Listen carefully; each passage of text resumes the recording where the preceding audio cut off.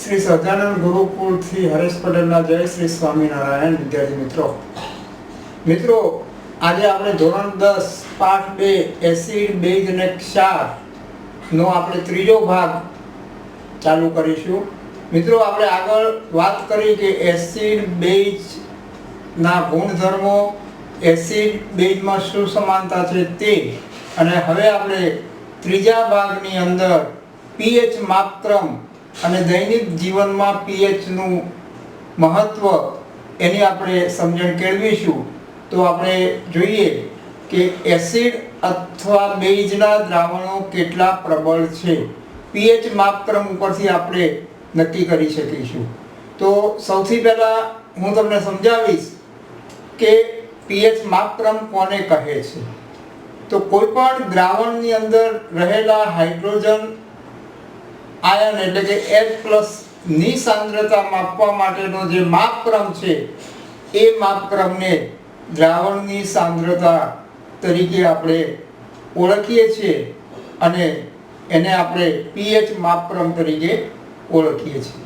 પીએચમાં પી German શબ્દ છે જેને પોટેન્સ અથવા શક્તિ સમજાવે છે.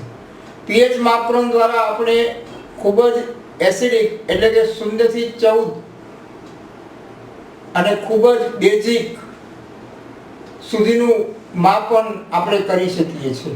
એટલે કે 0 થી 14 સુધીનું આખું રીડિંગ છે એમાં 0 થી 7 અને 7 થી 14 આ બે માપક્રમોને આધારે આપણે કોઈ પણ દ્રાવણનો પીએચ નક્કી કરી શકીએ છીએ.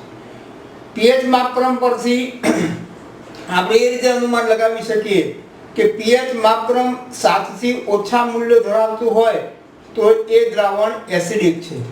પીએચ માપક્રમ 7 થી ઓછું મૂલ્ય ધરાવતું હોય તે દ્રાવણ એસિડ દ્રાવણ કહેવામાં આવે છે. જ્યારે 7 થી વધુ મૂલ્યો ધરાવતું હોય તો એને બેઝિક દ્રાવણ કહેવામાં આવે છે. તો 7 થી 14 સુધીના દ્રાવણો બેઝિક દ્રાવણો છે. 0 થી 7 સુધીના દ્રાવણો એ એસિડિક દ્રાવણો છે અને જો pH નું મૂલ્ય 7 હોય તો એવા દ્રાવણોને તટસ્થ દ્રાવણ તરીકે આપણે ઓળખીશું. અહીંયા તમને સમજાવવામાં આવેલું છે એક આકૃતિ દ્વારા pH માપક્રમ 7 જે છે અહીંયા એ તટસ્થ ન્યુટ્રલ બતાવે છે. આ 7 થી જેમ 14 તરફ જતા જશું તેમ તેમ બેઝિકતા વધતી જશે. 7 થી જેમ 0 તરફ આવતા જશું તેમ તેમ એ એસિડિકતાનો ગુણધર્મ ધરાવે છે. મિત્રો જેમ pH નું મૂલ્ય 7 થી 14 સુધી વધે છે તેમ તે દ્રાવણમાં OH- આયનની સાંદ્રતામાં વધારો થાય છે. 7 થી 14 તરફ જઈએ છે એટલે દ્રાવણ બેઝિક બને છે. બેઝિક દ્રાવણ હોય તો OH- આયનની સાંદ્રતામાં વધારો થાય એટલે કે આલ્કલીની પ્રબળતામાં વધારો થાય છે. એટલે એ જે બેઝિક દ્રાવણો છે મિત્રો એ બેઝિક દ્રાવણોને આલ્કલી દ્રાવણો તરીકે પણ આપણે ઓળખીએ છીએ. સામાન્ય રીતે pH માપવા માટે સાર્વત્રિક સૂચક વડે સંશ્લેષિત પેપરનો ઉપયોગ કરવામાં આવે છે. એટલે કે એક પેપર આવે છે એ પેપરની મદદથી જે કલરનું પરિવર્તન થાય, રંગ પરિવર્તન થાય એ પ્રમાણે દ્રાવણની સાંદ્રતા નક્કી કરવામાં આવે છે. એટલે આપણે ઇન શોર્ટ જો ટૂંકમાં કહીએ તો H+ ની સાંદ્રતા વધુ તેમ એસિડિકતા વધુ પણ pH નું મૂલ્ય ઓછું છે. ધ્યાન રાખજો મિત્રો, અહીંયા H+ આયનની સાંદ્રતા વધારે હોય એટલે એ દ્રાવણ એસિડિકતા કહેવામાં આવે અને pH નું મૂલ્ય ઓછું થતું જાય. જેમ જેમ H+ ની સાંદ્રતા ઓછી તેમ એસિડિકતા ઓછી પણ pH નું મૂલ્ય વધે છે. એ આમ આપણે પણ સમજી શકીએ છીએ. તો આ pH માપક્રમ એની આધારે આપણે એસિડિકતા અને બેઝિકતા દ્રાવણની કેટલી છે એ આપણે નક્કી કરી શકીએ. મિત્રો હવે દૈનિક જીવનમાં આ pH નું શું મહત્વ છે? તો દૈનિક જીવનમાં pH નું મહત્વ ખૂબ જ છે. આપણે સજીવના અસ્તિત્વમાં pH નું મહત્વ વિશે આપણે સૌથી પ્રથમ માહિતી મેળવીશું કે સજીવનું અસ્તિત્વ ટકાવી રાખવા માટે પણ આ pH માપક્રમ એ અગત્યનો છે. કેવી રીતે? તો આપણે વિદ્યાર્થી મિત્રો જોઈએ કે માનવ શરીરની અંદર જે આપણી શરીરમાં દેહધાર્મિક ક્રિયાઓ થાય છે એ બધી જ દેહધાર્મિક ક્રિયાઓ સામાન્ય રીતે 7 થી 7.8 pH ની મર્યાદામાં હોય છે. મિત્રો ખાસ ધ્યાન રાખજો 7 થી 7.8 pH ની મર્યાદામાં આપણા શરીરની અંદર દેહધાર્મિક ક્રિયાઓ થાય છે. એટલે એનો મતલબ એ થાય કે 7 થી ઓછી pH હોય તો આપણા શરીરને પ્રોબ્લેમ કરાવે, અને 8 થી વધુ pH હોય તો પણ આપણા શરીરને પ્રોબ્લેમ કરાવે. તો મતલબ કહેવાનો એ છે કે 7 થી 7.8 pH એ આપણા શરીરમાં જરૂરી pH છે. આ pH માં જો ફેરફાર થાય તો આપણા શરીરમાં ચાલતી જૈવિક ક્રિયાઓમાં ખલેલ પડે છે એમ આપણે કહી શકીએ. સમજાય છે મિત્રો? અહીંયા pH માપક્રમ ઉપરથી અહીંયા સામાન્ય શરીરની pH નું મૂલ્ય કેટલું હોય તો 7 થી 7.8 pH જેટલું મૂલ્ય હોય. 7 થી ઓછી હોય તો પણ પ્રોબ્લેમ થાય, અને 8 થી વધુ હોય એટલે કે 7.8 થી વધુ હોય તો પણ પ્રોબ્લેમ થાય છે. હવે મિત્રો આપણે વાત કરીએ, સામાન્ય પાણીની pH લગભગ 7 હોય છે, એટલે કે એ તટસ્થ ગુણધર્મ ધરાવે છે. પાણી એ નથી એસિડિક કે નથી બેઝિક, એટલે એની pH 7 લેવામાં આવે છે. પણ વરસાદી પાણી જે છે એની pH 7 થી ઓછી એટલે કે 5.6 ની આજુબાજુની હોય છે. કયા પાણીની? વરસાદી પાણીની pH 5.6 ની આજુબાજુ હોય છે. એટલે જે વરસાદની pH 5.6 કરતા ઓછી હોય તેવા વરસાદને એસિડ વર્ષા તરીકે આપણે ઓળખીએ છીએ. મિત્રો ખાસ ધ્યાન રાખજો, અહીંયા એસિડ વર્ષા એટલે પાણી એસિડિક ગુણધર્મ ધરાવે છે. કયું પાણી? વરસાદનું પાણી.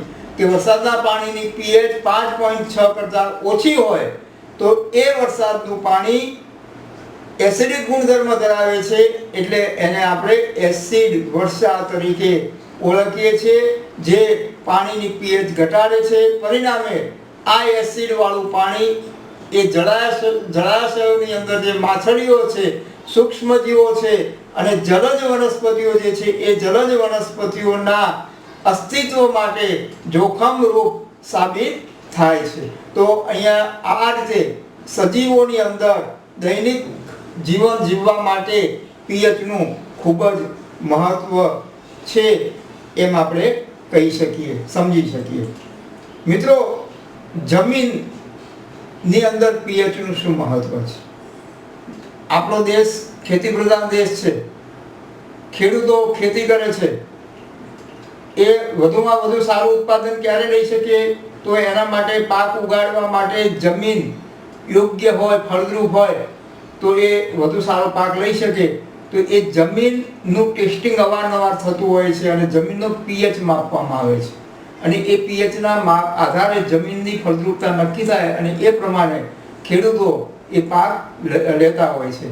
તો મિત્રો એ જમીનમાં pH નું મહત્વ શું છે એની આપણે વાત કરીએ તો વનસ્પતિના તંદુરસ્ત વિકાસ માટે વિશિષ્ટ pH મર્યાદાની જરૂરિયાત હોય છે, જે જમીનની pH 6.5 થી 7.3 ની વચ્ચે હોય છે. જમીનને માફકસર આવે એવી pH નું મૂલ્ય એ 6.5 થી 7.3 ની વચ્ચે હોય છે. આ pH નું મૂલ્ય ધરાવતી કોઈ પણ પ્રકારની જમીન હોય તો એ જમીનની અંદર છોડની વૃદ્ધિ અને છોડનો વિકાસ સારો થાય છે. એટલે ખેડૂત એસિડિક જમીનને તટસ્થ કરવા માટે જમીનમાં લાઈમ ઉમેરે છે, એટલે કે કેલ્શિયમ ઓક્સાઇડ. જો pH નું મૂલ્ય ઓછું છે એટલે કે જમીન એસિડિક ગુણધર્મ ધરાવે છે, તો એ એસિડિક જમીનને તટસ્થ કરવી હોય, પાક સારો લેવો હોય તો એના માટે જમીનની અંદર કેલ્શિયમ ઓક્સાઇડ આપણે ઉમેરવામાં આવે છે. મિત્રો આપણે આગળ વાત કરી કે જમીનને ફળદ્રુપ બનાવવા માટે જમીનમાં લાઈમ એટલે કે કેલ્શિયમ ઓક્સાઇડ ઉમેરવામાં આવે છે. બેઝિક જમીનને તટસ્થ કરવા માટે જમીનની અંદર જીપ્સમ ઉમેરવામાં આવે છે. જો pH નું મૂલ્ય વધુ હોય એટલે કે જમીન બેઝિક હોય તો એ બેઝિક જમીનને તટસ્થ કરવી હોય તો એની અંદર જીપ્સમ CaSO4 2H2O ઉમેરવામાં આવે છે. અને એ રીતે આપણે વિદ્યાર્થી મિત્રો સમજી શકીએ કે સજીવના અસ્તિત્વમાં જમીનનું મહત્વ છે. સજીવના અસ્તિત્વ ટકાવી રાખવામાં pH નું મહત્વ છે. એ જ રીતે જમીનમાં પણ pH નું મહત્વ રહેલું હોય છે. મિત્રો ખાસ અગત્યનો મુદ્દો છે અહીંયા પાચન તંત્રમાં pH નું મહત્વ. હવે pH માપક્રમની તો મિત્રો તમને ખબર પડી ગઈ હશે કે એસિડિકતા અને બેઝિકતા એ pH માપક્રમને આધારે આપણે નક્કી કરી શકીએ છીએ.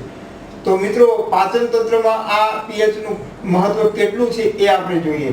મિત્રો આપણે જાણીએ છીએ કે ખોરાકના પાચનમાં જઠર એ અગત્યનો ભાગ ભજવે છે. જઠર HCl ઉત્પન્ન કરે છે, હાઇડ્રોક્લોરિક એસિડ, અને એ HCl ઉત્પન્ન થાય એના કારણે જઠરમાં પાચનની ક્રિયાઓ થતી હોય છે. જઠરને નુકસાન પહોંચાડ્યા સિવાય ખોરાકનું પાચન કરવામાં આ HCl વાયુ ઉપયોગી છે. પરંતુ અપચા દરમિયાન એટલે કે ખોરાક પચતો નથી ત્યારે જઠર ખૂબ વધુ માત્રામાં એસિડ ઉત્પન્ન કરે છે અને પરિણામે જઠરમાં દર્દ અને બળતરા થાય છે, જેને આપણે એસિડિટી સામાન્ય સંજોગોમાં કહીએ છીએ. તો મિત્રો અહીંયા એસિડિટી કેમ થાય છે એ તમને ખબર હોવી જોઈએ. એસિડિટી શું છે તો એ તમને ખબર હોવી જોઈએ કે જઠરની અંદર જરૂરી કરતાં વધુ પ્રમાણમાં એસિડ ઉત્પન્ન થાય એટલે આપણે જઠરની અંદર બળતરા થાય અને દર્દ થાય, જેને આપણે એસિડિટી તરીકે ઓળખીએ છીએ. આ એક સર્વસામાન્ય સમજણ આપણને હોવી જોઈએ. હવે મિત્રો આ રીતે જો જઠરની અંદર એસિડનું પ્રમાણ વધી જાય છે તો એ એસિડનું પ્રમાણ ઘટાડવા માટે આપણે બેઝનો ઉપયોગ કરીએ છીએ, અને એ જે બેઝનો ઉપયોગ કરીએ છીએ એને આપણે પ્રતિ એસિડ તરીકે ઓળખીએ છીએ, કે જે જઠરની અંદર રહેલો વધારાનો એસિડ છે એ એસિડને દૂર કરે છે, એ વધારાના એસિડનું તટસ્થીકરણ કરે છે, અને એટલે આપણે એને પ્રતિ એસિડ તરીકે ઓળખીએ છીએ. એટલે પદાર્થ તરીકે આવા પ્રતિ એસિડ પદાર્થો જે બેઝિક પદાર્થો છે, દાખલા તરીકે ખાવાનો સોડા, એવા પદાર્થો આપણે લઈએ છીએ એટલે આપણા જઠરની અંદર જે બળતરા અને એસિડિટી થાય છે એમાં રાહત જોવા મળે છે. તો આ રીતે પણ પાચન તંત્રની અંદર આનું પણ pH માપકરણનું પણ બહુ મહત્વ છે. અહીંયા તમને આકૃતિમાં બતાવેલું છે કે જઠરની અંદર કઈ રીતે પાચનની ક્રિયા થાય, પછી પ્રતિ એસિડ જે પદાર્થો છે, ખાવાના સોડા, એ પણ તમને અહીંયા આકૃતિમાં બતાવેલા છે. મિત્રો આ પ્રેઝન્ટેશનની મજા જે છે કે આકૃતિ દ્વારા તમે વધુ સરળતાથી સમજી શકો છો. પાઠ્યપુસ્તકમાં અમુક પ્રકારની આકૃતિ નથી હોતી, પણ આવા પ્રેઝન્ટેશન દ્વારા આકૃતિ સાથે સમજણ પડે એટલે તમે કોઈ પણ પ્રશ્ન હોય તો સરળતાથી સમજી શકો છો. મિત્રો એના પછીનો એક ટોપિક અગત્યનો આવે છે દાંતનું ક્ષયન, એટલે કે દાંતમાં સડો થાય છે, એમાં પણ pH નું મહત્વ છે. તો મિત્રો જ્યારે આપણા મોઢાની અંદરના ભાગની pH 5.5 કરતાં ઘટી જાય છે, જરૂરી pH કેટલી છે 5.5, એના કરતાં ઘટી જાય છે એટલે દાંતની અંદર સડો ઉત્પન્ન થાય છે. દાંતની ઉપરનું જે પડ છે કેલ્શિયમ ફોસ્ફેટનું, એ પડ ખવાઈ જાય છે, એટલે કે એ પડ ઓગળતું જાય છે, એટલે pH 5.5 કરતાં ઘટી જાય ત્યારે તે પડ ખવાતું જાય છે, જેને આપણે દાંતમાં સડો થયો અથવા દાંતનું ક્ષયન થયું એમ આપણે કહીએ છીએ. જો આ pH નું મૂલ્ય 5.5 કરતાં ન ઘટે અને યોગ્ય pH નું મૂલ્ય જાળવી રાખવું હોય તો આપણા મોંની અંદર હાજર બેક્ટેરિયા જમ્યા પછી મોઢામાં બાકી રહી ગયેલા ખોરાકના કણો અને શર્કરાના વિઘટનથી એસિડ ઉત્પન્ન કરે છે, જે દાંતના ક્ષયન માટે જવાબદાર છે. એટલે આપણે વારંવાર ખોરાક ખાધા પછી મોઢું સાફ કરવું જોઈએ, કોગળા કરવા જોઈએ, કે જેથી કરીને વધારાનો એસિડ આપણા મોઢાની અંદર બને નહીં અને દાંતના સડાને આપણે થતો અટકાવી શકીએ. સામાન્ય રીતે આપણે દાંતને ચોખ્ખા કરવા માટે ટૂથપેસ્ટ વાપરીએ છીએ. એ ટૂથપેસ્ટ તમે જોજો કે સ્વાદે તુરા રંગની હોય છે, એટલે કે સ્વાદે તુરા સ્વાદની હોય છે, એટલે કે એ પોતે બેઝિક પદાર્થ છે. એટલે એ જે તમારા મોઢાની અંદર વધારાનો જે એસિડ છે એ એસિડને તટસ્થ કરે છે અને દાંતનો સડો અટકાવી શકાય છે. તો આ રીતે દાંતના સડામાં પણ pH નું ખૂબ જ મહત્વ છે. પછી મિત્રો આપણે ખેતરમાં ફરવા ગયા હોય, વાડીમાં ફરવા ગયા હોય અને મધમાખી ડંખ મારે તો એ ડંખના ઉપચારમાં પણ pH નું ખૂબ જ મહત્વ છે. કેવી રીતે છે જોઈએ આપણે કે મધમાખી જ્યારે ડંખ મારે છે ત્યારે તેનો ડંખ એસિડ મુક્ત કરે છે, એના ડંખમાં એસિડ હોય છે, જેના લીધે દર્દ અને સોજો આવી જાય. જે જગ્યાએ ડંખ માર્યો હોય ત્યાં સોજો આવી જાય છે. તો મધમાખીના ડંખની અસરમાં રાહત મેળવવા માટે આપણે બેકિંગ સોડા, ખાવાના સોડા તરીકે જે ઓળખીએ છીએ, એવા બેઝિક પદાર્થને આપણે ડંખની આસપાસ લગાડવામાં આવે છે. જે એસિડિક ઝેરનું તટસ્થીકરણ કરે છે અને આપણને જે ડંખ માર્યો છે ત્યાં આપણી આ ડંખની અસર ઓછી થાય છે, ધીમે ધીમે સોજો છે એ ઉતરવા લાગે છે. આ ઉપરાંત કૌવાચ નામની એક તૃણીય વનસ્પતિના પાંદડાનો ડંખ મારતા રોમ મિથેનોઇક એસિડ મુક્ત કરે છે અને એ સ્પર્શથી પણ દાહક અનુભવાય છે. અમુક પ્રકારની એવી વનસ્પતિ હોય મિત્રો, એ વનસ્પતિને આપણે ટચ કરીએ તો આપણા શરીરની અંદર અમુક પ્રકારની બળતરા થતી હોય તો એ બળતરા પણ એ એસિડિકતાનું માપ છે. એ એસિડિકતાને દૂર કરવા માટે આપણે બેઝિક પદાર્થોનો ઉપયોગ કરવો પડે છે. તો આ રીતે મધમાખીના ડંખની અસરમાં પણ એના ઉપચાર કરવા માટે પણ આ પીએચનું બહુ જ મહત્વ રહેલું છે. હવે મિત્રો એક પ્રવૃત્તિ દ્વારા તમે સમજી શકો એમ છો કે પીએચ પેપરની મદદથી પદાર્થનો સ્વભાવ જાણો. કોઈ પણ પદાર્થ આપેલો હોય અને એ પદાર્થનો સ્વભાવ આપણે જાણવો છે કે એ પોતે એસિડિક છે કે બેઝિક છે, પીએચનું મૂલ્ય કેટલું છે એ તમે સમજી શકો છો. દાખલા તરીકે ભોજન પહેલાંની લાળ પીએચ પેપરનો રંગ આછો લીલો થાય તો આપણે આશરે મૂલ્ય નક્કી કરી શકીએ કે 7.4 હોય અને પદાર્થનો સ્વભાવ બેઝિક હોય એ આપણે અનુમાન કરી શકીએ. પછી ભોજન પછીની લાળ તો એ એસિડિક ગુણધર્મ ધરાવે છે, એની પીએચ 5.8 જેટલી હોય છે, અહીંયા તમને બતાવેલી છે. તો આવી રીતે અલગ અલગ પ્રકારના પદાર્થો કે દ્રાવણોને આપણે લઈ શકીએ. લીંબુનો રસ અહીંયા લીધો છે, એની પીએચનું મૂલ્ય 2.5 છે એટલે એ એસિડિક છે એમ આપણે કહી શકીએ. રંગહીન આયુમય પીળું ઓછા પીળા રંગનું હોય છે, 6 પીએચ હોય એટલે આપણે એને એસિડિક કહીએ છીએ. ગાજરનો રસ આછો નારંગી 4 પીએચ હોય એટલે એ એસિડિક. કોફી નારંગી પીળો 5 પીએચ હોય એટલે એ એસિડિક. ટમેટાનો રસ ઘેરો નારંગી 4.1 પીએચ હોય એટલે એ આપણે એસિડિક. નળનું પાણી 7 પીએચ મૂલ્યનું હોય એટલે એ આપણે તટસ્થ. આવી રીતે 1 મોલારિટી NaOH દ્રાવણ એ બેઝિક છે કારણ કે એની પીએચનું મૂલ્ય ખૂબ જ વધુ છે. એ 1 મોલારિટી HCl દ્રાવણ પીએચનું મૂલ્ય 1 છે એટલે એ ખૂબ જ એસિડિક છે એમ આપણે કહી શકીએ. તો આ રીતે આપેલા દ્રાવણોના આધારે પીએચ મૂલ્યની પરખ ઉપરથી પદાર્થનો સ્વભાવ કયો છે એ આપણે જાણી શકીશું.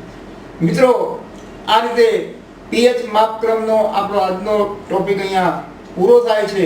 નીચે પ્રશ્નો આવેલા છે એ પ્રશ્નો તમારે તમારા વિજ્ઞાનની નોટમાં લખવાના છે અને એના ફોટા પાડીને અમને જે અમારા વોટ્સઅપ નંબર છે એ વોટ્સઅપ નંબર ઉપર તમારે મોકલવાના છે.